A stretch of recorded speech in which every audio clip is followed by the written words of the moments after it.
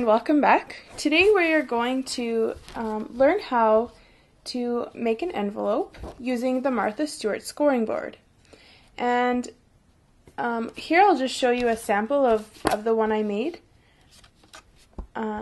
It turned out great, and I used double-sided cardstock, so it had a nice pattern on the inside. You can make liners. I won't cover that today. Maybe another video will teach you how to make the liners that fit these right sizes. So that's what we're going to learn how to make today with the scoring board. A couple tricks with the scoring board. First off, if you open up the top, inside is a guide to making boxes and cards in the sizes that they recommend.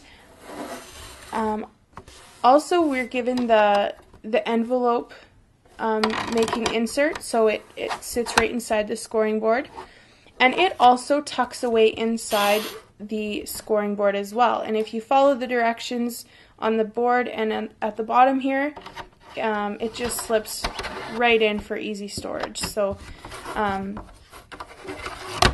now I will show you how to make the envelope. So you start off with an 8.5 by 8.5 sheet of cardstock, and you line it up. This is going to be my inside and this is going to be my outside, just so you understand how I'm working with this. So basically you're going to line it up right along the edge, and you're going to take your bone folder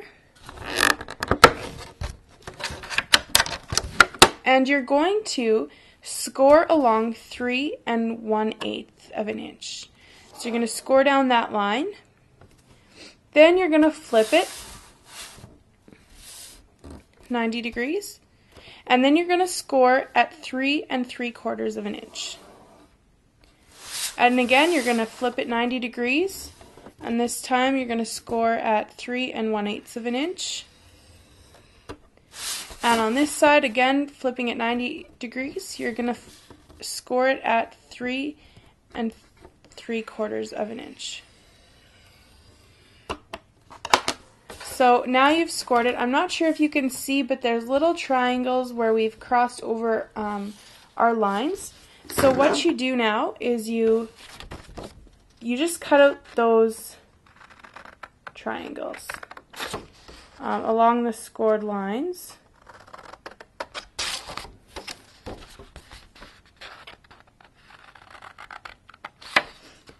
And then we're going to fold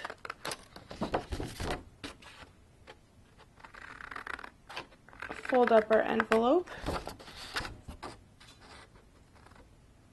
The Martha Stewart cutting board, or scoring board, sorry, scores every 1/8 of an inch. So there's so many possibilities. You don't have to worry about lining it up correctly in order to get the right distance between your scoring. So now I have these cut out, and you can see my cardstock here. And now I'm just going to take my bone folder, and I'm just going to fold on every single on all my edges here.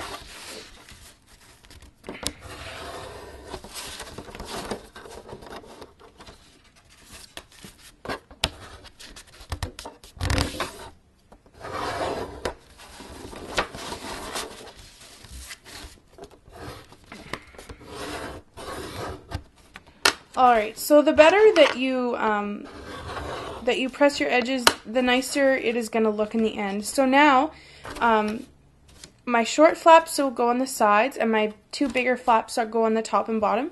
And I'm just going to fold the short flaps inside. Some people like to use a glue dot just to hold it in place.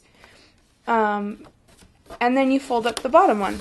And you can either leave that bottom flap with the point, or what you can do is you can cut it off. So I'm just going to grab a glue dot here to hold these two together.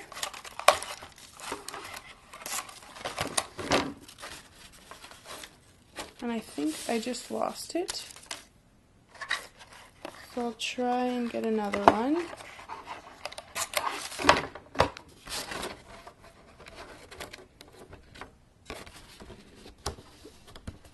Alright, so now they're stuck together, and now what I can do is I can determine where I want to cut this off. So I'm actually going to remove my envelope, and just so that I know exactly where I want to cut it, I'm just going to score it.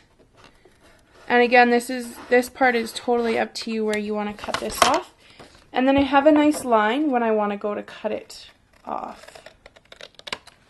Alright, so now if I fold it up, I have a nice line.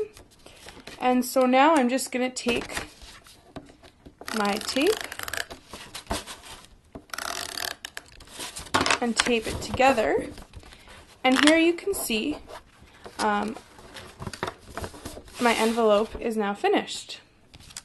So it's really simple.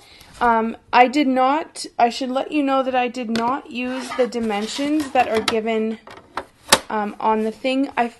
I find, and I've also found on many other sites, that people find that these envelopes turn out just a little bit too large for the size of cards that they specify for. So those are dimensions that I took from another person who shared how to make this size of envelope. So you can try what's given on the Martha Stewart one, or you can try these out. This is for an A2 card.